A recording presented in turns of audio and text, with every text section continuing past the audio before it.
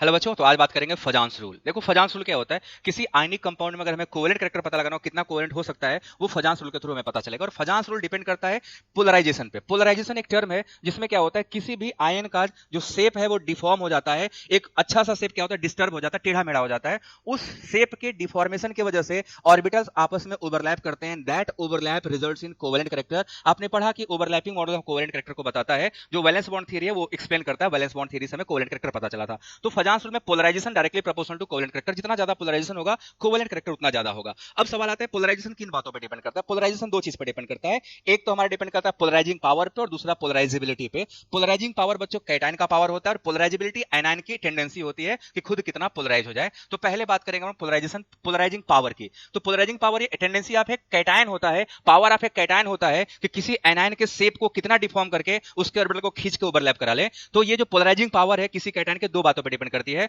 जितना ज्यादा positive charge होगा कैटायन पे, उतना ज्यादा वो एनायन को खींच के ओवरलैप करा देगा, मतलब उतना ज्यादा कोवेलेंट कैरेक्टर लाएगा। तो covalent character directly proportional to charge on cation. और दूसरा साइज, साइज ऑफ कैटायन के इनवर्सली प्रोपोर्शनल। मतलब ये हो गया कि अगर कोई कैटायन हमारा बड़ा साइज का है तो उसका कोवेलेंट कैरेक्टर कम होगा, क्योंकि वो एनायन के इलेक्ट्रॉन को अपनी तरफ खींच नहीं पाएगा, उसके क्लाउड को अपनी तरफ खींच नहीं पाएगा, कमजोर खींचेगा, तो ओवरलैप भी कमजोर होगा, तो कोवेलेंट कैरेक्टर भी कमजोर होगा। सो हमें ये देखना है कि अगर कोई कैटायन जिसका चार्ज ज्यादा है, जैसे aluminium chloride, magnesium chloride, sodium chloride, अब इन तीनों में बात करो तो सबसे ज्यादा पोलराइजिंग पावर किसका है? एल्यूमिनियम क्लोराइड का। और बच्चों aluminium chloride completely covalent compound होता है गैसियस फेज में, जबकि जो सोडियम क्लोराइड है वो कंप्लीटली आयनिक होता है। सो आपने क्या देखा कि चार्ज बढ़ा तो कोवेलेंट कैरेक्टर बढ़ता है। ऐसे अगर टॉप टू बॉटम मूव करेगा तो जो लिथियम का क्लोराइड है, लिथियम का क्लोराइड कोवेलेंट कैरेक्टर शो करता है, जबकि टॉप टू बॉटम जाओगे तो सीजीएम का क्लोराइड क्या है? आयनिक कैरेक्टर। तो साइज बढ़ेगा तो पोलराइजिंग पावर क्या होता है? घटता है। और चार्ज बढ़ने से पोलराइजिंग पावर बढ़ता है। ये पहला हो गया हमारा पोलराइजिंग पावर। दूसरा है पोलराइजेबिलिटी। ये आयन का होता है, एनायनों का होता है। तो एनायनों में भी दो बातें होती है, जितना ज्यादा बड़ा साइज होगा एनायन का, उसका कोवेलेंट कैरेक्टर उतना ज्यादा होगा।